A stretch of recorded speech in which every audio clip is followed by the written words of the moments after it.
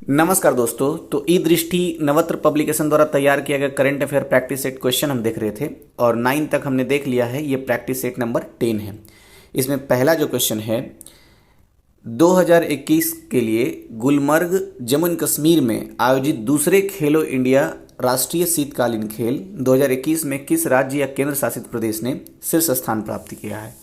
तो ये शीर्ष स्थान प्राप्त किया है जम्मू एंड कश्मीर राज्य ने। तो विकल्प बी इसका सही आंसर हो जाएगा। लेकिन एक फैक्ट इसके क्वेश्चन में भी है। अगर क्वेश्चन पूछ लिया जाए कि दूसरे खेलो इंडिया राष्ट्रीय शीतकालीन खेल 2021 का आयोजन किस राज्य में किया गया या किस जगह पे किया गया है, तो गुलमर्ग जम्मू एंड कश्मीर में किया गया है। तो विकल्प ऐसे भी बनेगा। नेक्स्ट, दूसरे खेलो इंडिया यूनिवर्सिटी गेम्स का आयोजन किस राज्य में किया गया। तो दूसरा खेलो इंडिया जो यूनिवर्सिटी गेम्स हुआ है ये उड़ीसा राज्य में हुआ है। तो विकल्प सी इसका सही आंसर हो जाएगा। ध्यान रखा जाना चाहिए कि ऊपर वाला जो था वो शीतकालीन खेल था, वो भी दूसरा संस्करण ही है, और ये यूनिवर्सिटी गेम्स है, ये भी दूसरा संस्करण है। नेक्स्ट, किस क्रिकेटर को जनवरी 2021 में उनके शानदार प्रदर्शन के लिए ICC men's player of the month चुना गया है। तो स्टीव स्मिथ को ICC men's player of the month चुना गया है 2021 जनवरी के लिए। नेक्स्ट, किस देश में विश्व का पहला प्लैटिपस अभ्यारण्य बनाया जाएगा। तो महत्वपूर्ण क्वेश्चन है। प्लैटिपस अभ्यारण्य ऑस्ट्रेलिया में बनाया जाना है। ये विश्व का पहला प्लैटिपस अभ्यारण्य होगा। तो वीडियो समाप्त होने के बाद प्लैटिपस के बारे में यूट्यूब पे थोड़ा देख लीजिएगा। एक जानवर है, उसके लिए ही बनाया गया है अभ्यारण्य और विश्व का पहला अभ्यारण्य है ये। नेक्स्ट है, किस राज्य में हुक्का बार पर पूर्णतः प्रतिबंध लगाने का निर्णय लिया गया है। तो झारखंड राज्य ने पूर्ण रूप से हुक्का बार को प्रतिबंध लगाने का निर्णय ले लिया है। नेक्स्ट, भारत का पहला अंडर सी टनल वर्ष 2023 तक कहाँ शुरू किया जाएगा। तो मुंबई में भारत का पहला अंडर सी टनल तैयार किया जाएगा और 2023 तक। नेक्स्ट, 51वां भारतीय अंतर्राष्ट्रीय फिल्म महोत्सव 2020 गोवा की राजधानी पणजी में आयोजित किया गया। इससे संबंधित निम्न कथनों पर विचार कीजिए। तो पहला कथन है, इस वर्ष इस महोत्सव का फोकस देश बांग्लादेश था। तो ये बिल्कुल सही है। दूसरा, महोत्सव में द्वितीय विश्व युद्ध पर आधारित Danish film into the darkness ने सर्वश्रेष्ठ फिल्म का प्रतिष्ठित गोल्डन पीकॉक पुरस्कार जीता। तो यह भी कथन सही है। नेक्स्ट है, अमीन नाइफे की अरबी फिल्म 200 मीटर्स को प्रतिष्ठित आईसीएफटी यूनेस्को गांधी पुरस्कार प्रदान किया गया है। तीनों कथन सही है, इसलिए विकल्प डी इसका सही आंसर है। अच्छा, इसमें कुछ फैक्ट इसके क्वेश्चन में भी है। जैसे 51वां था ये भारतीय अंतर्राष्ट्रीय फिल्म महोत्सव, 51वां नंबर का था। कहाँ आयोजित किया गया, तो पणजी में। पणजी गोवा की राजधानी है। ठीक है, इसके विकल्प जो दिए गए थे उसमें से भी कुछ क्वेश्चंस बन सकते हैं। जैसे कि सर्वश्रेष्ठ फिल्म का अवार्ड जो दिया जाता है वो गोल्डन पीकॉक पुरस्कार के नाम से दिया जाता है, और इस वर्ष जो फिल्म को मिला है इनटू द डार्कनेस, ये द्वितीय विश्व युद्ध पर आधारित थी। तो ये महत्वपूर्ण फैक्ट थे। नेक्स्ट, नीति आयोग ने भारत नवाचार सूचकांक 2020 का दूसरा संस्करण जारी किया। इस संबंध में कथनों पर विचार करना है। तो पहला कथन है, इस सूचकांक में भारत के 28 राज्यों एवं 8 केंद्र शासित प्रदेशों को शामिल किया गया है। तो ये कथन सही है। दूसरा है, बड़े राज्यों में कर्नाटक को शीर्ष स्थान प्राप्त हुआ है। और नेक्स्ट है कि उत्तर पूर्वी तथा पहाड़ी राज्यों में हिमाचल प्रदेश को शीर्ष स्थान प्राप्त हुआ है। तो तीनों कथन सही है। कुल मिलाकर के 3 फैक्ट था, लेकिन एक फैक्ट क्वेश्चन में भी है। अगर क्वेश्चन ऐसे आ जाता है कि भारत नवाचार सूचकांक कौन जारी करता है, तो नीति आयोग जारी करता है, जिसकी स्थापना 1 जनवरी 2015 को हुई थी।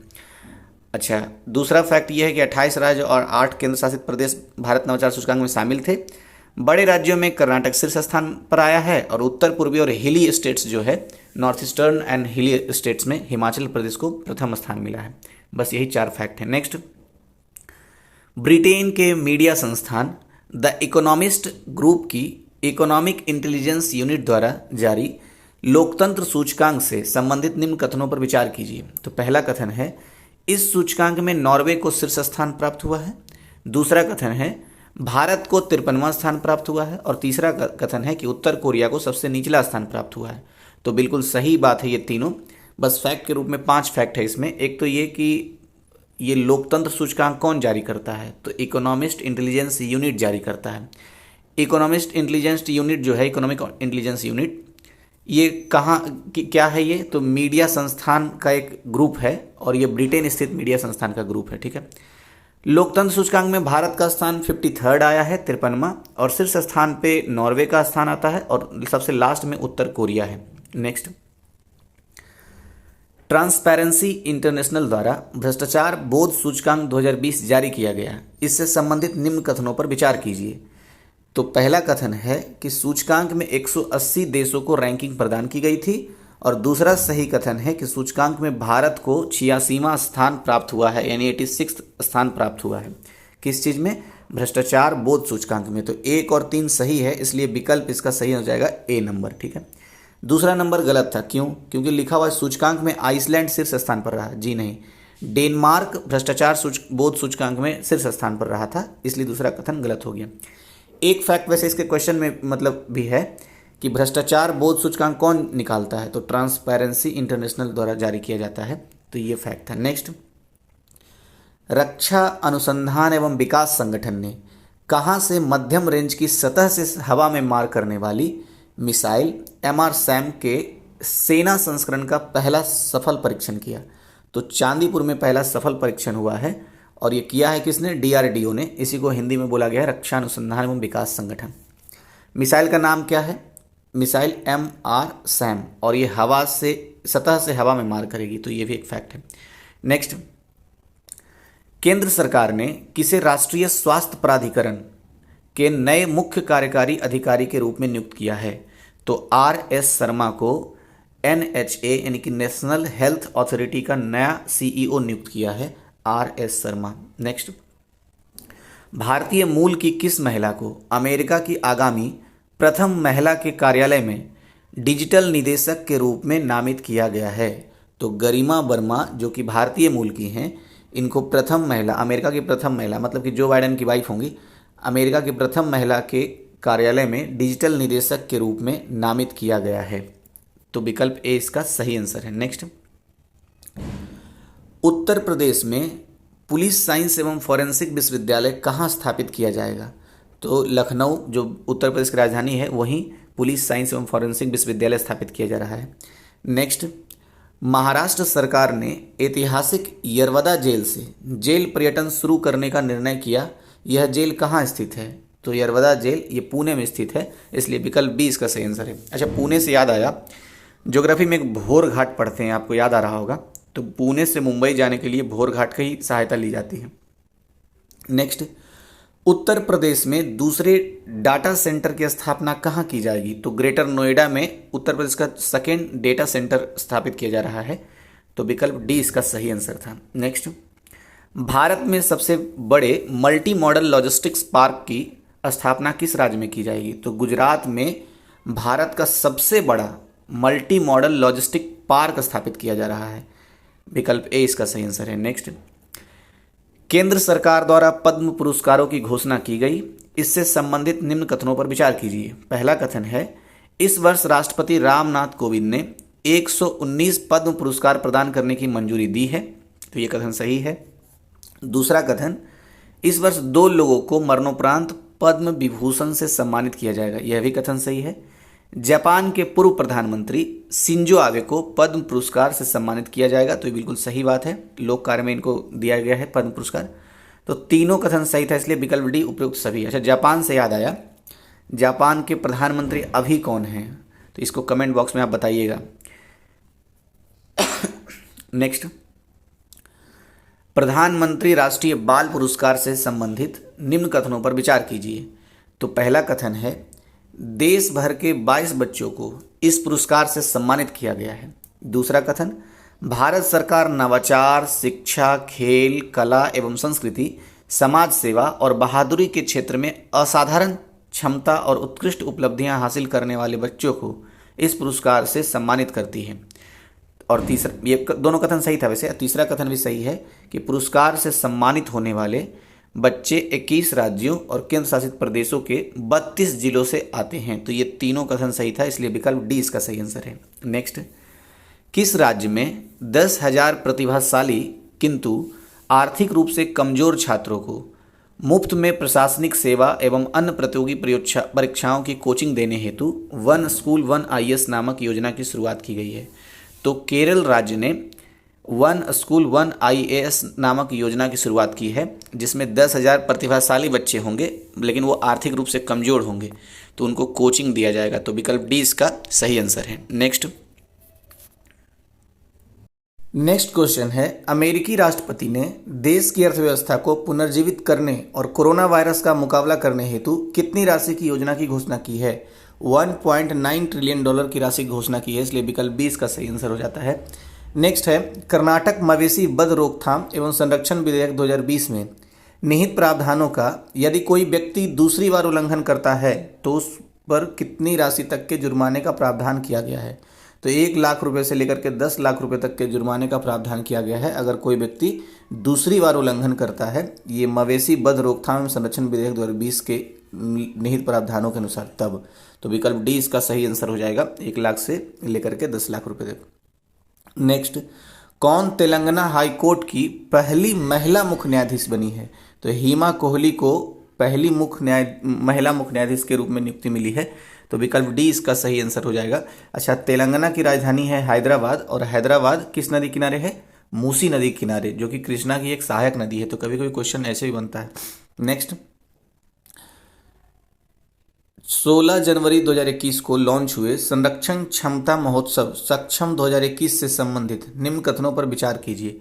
तो संरक्षण क्षमता महोत्सव एक सक्षम लॉन्च हुआ है, और इसके बारे में पहला कथन है, यह नवीन एवं नवीकरणीय ऊर्जा मंत्रालय की एक पहल है। ये गलत कथन है, क्योंकि ये पहल पेट्रोलियम और नेचुरल गैस मिनिस्ट्री के द्वारा की गई है, तो इसलिए पहला कथन गलत हो गया। दूसरा कथन लिखा हुआ है, महीने भर चलने वाला यह अभियान पेट्रोलियम संरक्षण अनुसंधान एसोसिएशन द्वारा लॉन्च किया गया, ये सही है। तीसरा, इसका उद्देश्य उपभोक्ताओं को स्वच्छ ईंधनों की तरफ प्रेरित करना है, तो तीसरा भी सही है, इसलिए दूसरा तीसरा सही, विकल्प बी नंबर इसका सही आंसर हो जाएगा। नेक्स्ट है, हाल ही में संपन्न हुए भारत उज्बेकिस्तान द्विपक्षीय वर्चुअल शिखर सम्मेलन से संबंधित निम्न कथनों पर विचार कीजिए। तो पहला कथन क्या है? यह वर्चुअल शिखर सम्मेलन 11 दिसंबर 2020 को संपन्न हुआ, यह सही कथन है। दूसरा कथन, यह भारत तथा किसी भी मध्य एशियाई देश के बीच पहला द्विपक्षीय वर्चुअल सम्मेलन है। तो उज्बेकिस्तान के साथ जो भारत का द्विपक्षीय वर्चुअल सम्मेलन हुआ, ये मध्य एशिया में किसी पहले देश के साथ था ऐसा। तीसरा कथन है, इस सम्मेलन के दौरान 9 अनुबंध यानी कि समझौता ज्ञापनों पर हस्ताक्षर हुए हैं, तो यह भी कथन सही है। तीनों कथन सही हो गया, इसलिए विकल्प डी उपरोक्त सभी। नेक्स्ट, अच्छा, उज्बेकिस्तान की राजधानी कहाँ है? ताशकंद। नेक्स्ट, संयुक्त राष्ट्र सुरक्षा परिषद यानी कि UNSC में भारत के अस्थायी प्रतिनिधि TS त्रिमूर्ति ने बताया कि भारत UNSC के 3 प्रमुख सहायक निकायों की अध्यक्षता करेगा, इनमें शामिल नहीं है। तो जिस निकायों की अध्यक्षता करने वाला है भारत, उसमें से तालिबान प्रतिबंध समिति है, आतंकवाद रोधी समिति है और लीबिया प्रतिबंध समिति है। ये 3 है, बाकी ये शामिल पाकिस्तान प्रतिबंध समिति शामिल नहीं है, तो विकल्प ए इसका सही आंसर हो जाएगा। अच्छा, एक फैक्ट याद आ रहा है कि UNSC United nation security council को विश्व का सिपाही कहा जाता है, तो ये फैक्ट भी याद रखने योग्य है। अच्छा, एक फैक्ट इसके क्वेश्चन में भी था, जैसे अगर क्वेश्चन आ जाए कि भारत के अस्थायी प्रतिनिधि UNSC में कौन है, तो TS त्रिमूर्ति हैं अभी फिलहाल। नेक्स्ट, देश भर में राष्ट्रीय सुशासन दिवस मनाया गया। कब मनाया गया? 25 दिसंबर को। 25 दिसंबर 2020 को देश भर में राष्ट्रीय सुशासन दिवस मनाया गया। केंद्र सरकार ने किस वर्ष इस दिवस को मनाने की घोषणा की? तो 2014 से केंद्र सरकार राष्ट्रीय सुशासन दिवस मना रही है 25 दिसंबर को, तो विकल्प बी इसका सही आंसर हो गया। अच्छा, दिवस से संबंधित कई हमने देखे हैं फैक्ट, उस सबको मैंने यहाँ कलेक्ट किया है। जैसे हमने एक देखा था, विश्व कपास दिवस 7 अक्टूबर को मनाया जाता है। विश्व जैव ईंधन दिवस 10 अगस्त को मनाया जाता है। विश्व मृदा दिवस 15 दिसंबर को मनाया जाता है। और विश्व आर्द्रभूमि दिवस, जब विश्व मृदा दिवस की बात कर रहे हैं तो 2 फरवरी आर्द्रभूमि दिवस याद आना चाहिए।